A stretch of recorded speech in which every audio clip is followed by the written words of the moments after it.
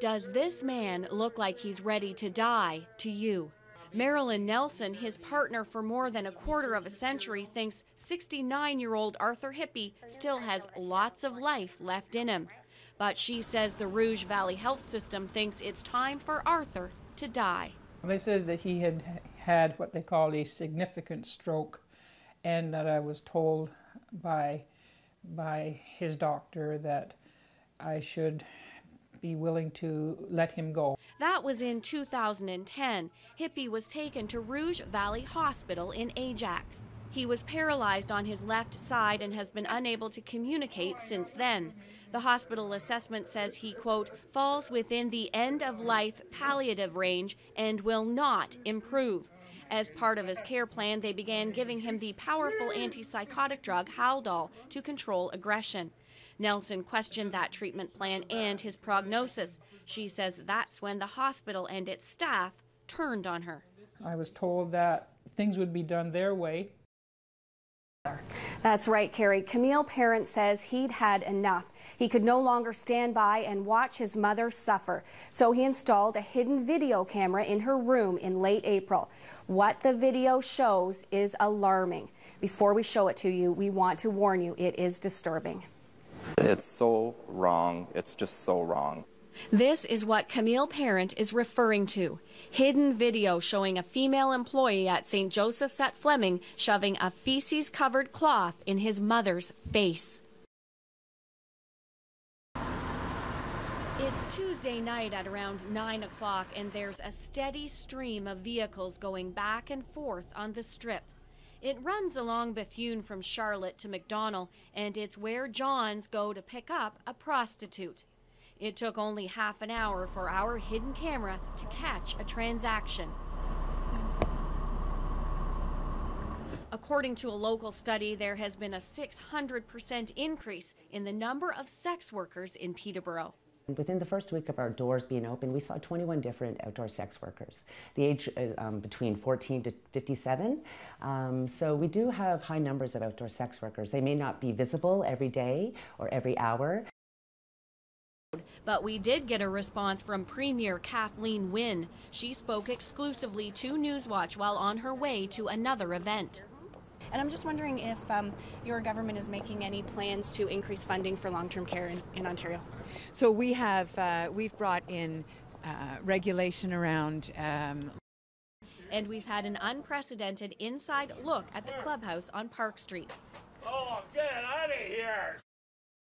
Members weren't happy to see us at first, but later allowed us access. No cameras allowed. More than 100 bikers, many of them members of the Hells Angels biker gang, were at K Funeral Home on Sunday. They were summoned here for the funeral of Gerald McQuestion, an alleged longtime biker gang member. So what started out as a local Peterborough campaign has now grown into something much larger. Perrant is organizing Ontario Cares. Until 2 weeks ago, 73-year-old Fred Mabey slept in this bed, cooked on this stove, and urinated in this pot. The living conditions here are so bad, I had to wear a hazardous material suit just to shoot this video. There are 4 people that won't be returning to work here tonight. Wednesday's firings are the most drastic measures taken so far. In a statement released on Thursday, CEO Alan Cavell said they need to reconnect with the mission, vision, and values of the legacy of the Sisters of St. Joseph's. Exactly how they plan to do that remains to be seen. Pamela Van Meer, Checks Newswatch, Peterborough.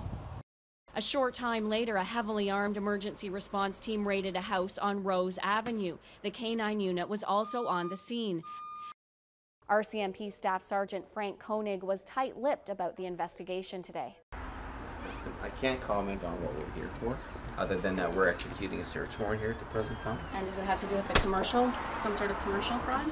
Well, I'm in the commercial crime section in Toronto, yes. Seniors advocacy groups say mandatory annual inspections are a good first step, but they say more needs to be done when homes don't comply with written notifications and compliance orders. In November, he was injured in 3 improvised explosive device blasts in 1 week. The third on November 22nd being the worst. We're going to start moving the couches away from this area.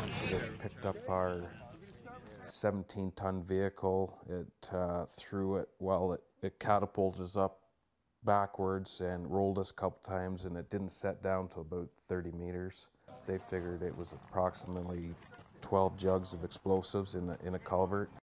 This man identified himself as the owner of the home but would not comment on suspected gang activity. You don't want to comment at all? I don't want to comment. Go away. Police say they'll continue to put pressure on gangs and they have the backing of the community. Newswatch, late edition with Pamela Van Meer. Good evening and thanks for joining us. Bail has been granted to a 56-year-old Buckhorn area man charged with murder. The body of Robin Young's 27-year-old son, Christopher, was found back in August. Police had been called about a disturbance at the father's home near Buckhorn. A publication ban has been placed on details surrounding the case against Young and the judge's reasons for releasing him. Bail was set at $450,000. Robin Young will be living in Stouffville and is under strict conditions. He's set to appear again in court on October 22nd. Tensions are high at the Central East Correctional Center in Lindsay tonight. Guards there say more than 100 inmates began protesting last week and that those prisoners are now on a hunger strike. Mark Venema has all the details.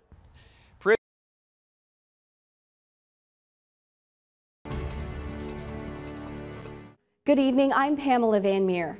It's expected to be the ride of their lives. 3 Durham retirees will be hitting the pavement tomorrow, cycling all the way to Newfoundland.